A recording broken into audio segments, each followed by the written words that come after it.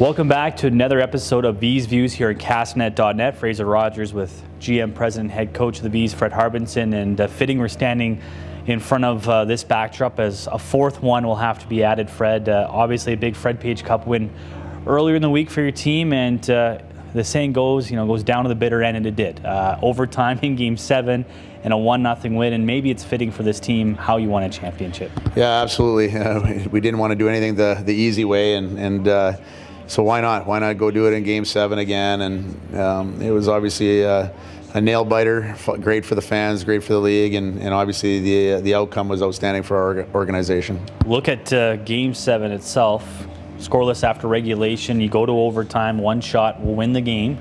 What is a message for a coach when you go into overtime? Because it was such a tight game, 0-0 through regulation. As crazy as it sounds, to be honest, as the game went on, I wanted to get through the first period. If we could be tied after one, that's what our goal was, to try to keep it tied after one. And then as the game started going in the second period, internally, I was just thinking, let's keep this where it's at. I almost didn't even really want to lead going into the third because the way things went down the night before, and maybe guys would get tight. And so I just thought, hey, again, if we can keep it tied going into the third, make it it was easy. Just went in between the periods, in the second and third, and said, hey, it's a one period game now, for Game 7. And after what happened last night, I think our guys were excited about that. And then, then you go into overtime and it just stays the same. Now you're not having to worry about playing with a lead or playing from behind. It's just whoever's going to score next is going to win the championship.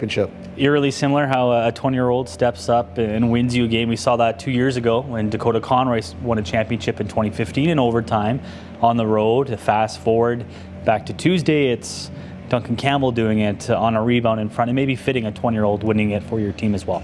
Yeah, no, usually this time of year when you play into April and May, it's a lot of time, you have a lot of great players on your team, obviously, if you're playing at that time, but a lot of times the 20-year-olds are the ones that have to, kind of, make the big plays, and we've had that in the past, and, we had it again, the other night.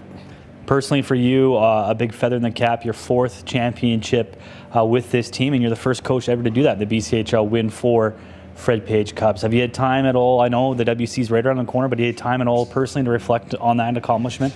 You know what? It's fun. I think it's great for the whole organization, and it's fun for my family, for my parents. That's kind of what it's all about, right? So now it's because of how long it went going into the Tuesday, and then we play Saturday.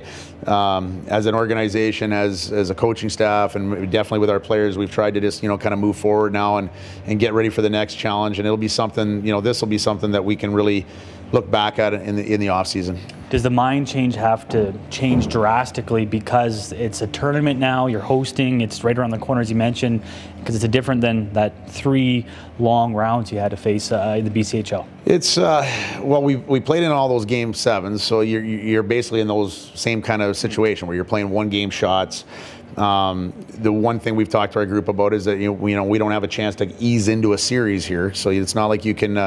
It's fine to lose a game. We talked in the last 3 rounds about it's first 1 to 4. So if you get down, not to panic. And in this case here, it's a little different where you're playing different teams, but at the same time, it's if something doesn't go right in the first game, then you have to be ready to rebound the second and so forth. So. I think our mindset is where it needs to be, and we're excited about being at home. Lastly, a hive of activity, the SOEC preparing for this tournament. Teams rolling in soon, gets going on the weekend, as you mentioned. Is excitement now this tournament's finally here? I know the bid process, the announcement last year in 2015 in the fall about getting this tournament. Now it's just a couple sleeps away. Yeah, no, and there's been so much work put in by so many great people, and the crew here at the SOEC, they do an amazing job.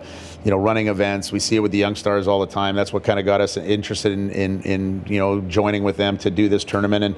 And and like you say, like now, you're a couple days away. There was a lot of anxious, moments throughout the year where, there's so much to be done and so much put into it. You don't want to, lose out early in the playoffs. Yeah. So we're the first WCC team to make it in the front door. Only one other team, I think it was Dauphin, made it to their league final. Everybody else was earlier in the playoffs. So we wanted to bring this tournament back to our fans, and we wanted to go do it the right way, and we've been able to do that. And looking forward to enjoying this next week or so with all these other teams and the great fans in Penticton.